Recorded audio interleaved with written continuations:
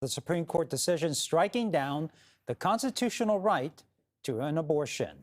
Joining us live now, Professor Radhika Rao from UC Hastings. Thank you so much for being here. So I want to first ask you, yesterday the court weighed in and said that states cannot restrict people's rights when it comes to weapons, carrying a gun in public in particular. Now, today's decision puts abortion rights in the hands of the states. And I knew this was going to be a question that came up just simply because of the timing of this and the contrast. So some people believe the Supreme Court is contradicting itself with this. How would you break down the legal reasoning here and how you can square the two?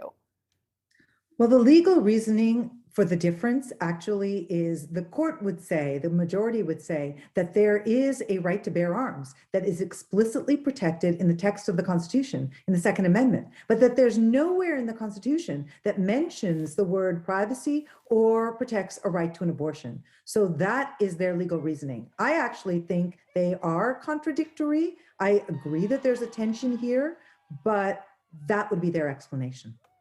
And with today's ruling, could we see other branches of government also taking action from Congress or even the executive branch?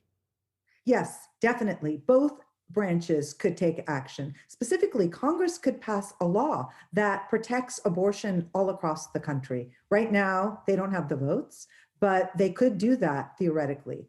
And the executive can take action to protect interstate travel and the right to access abortion, right to travel to another state. They can also take action to under the FDA to legalize and to permit medication abortion. So one of the things that really raised eyebrows and made headlines today was Justice Thomas saying that other landmark rulings should be reconsidered.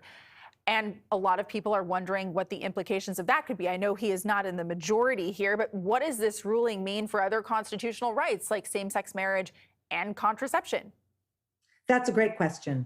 Now, Justice Thomas explicitly calls for the overturning of all of those other fundamental rights that are protected under exactly the same provision that the right to abortion has been protected, the Due Process Clause. Because Justice Thomas thinks that the Due Process Clause protects only the right to procedures. It doesn't give us any substantive rights. And what are some of the substantive rights that have been protected? Contraception, abortion, the right to have, to choose your sexual partner, and the right to marriage equality. The majority opinion by Alito purports not to touch those other precedents, but the logic is unassailable. The logic that they applied in this case actually applies to those other rights as well. So I think it's only a matter of time before they get rid of those precedents. Yeah, everything's now on the table. So Professor Rao, thank you very much for your insight. Thank you.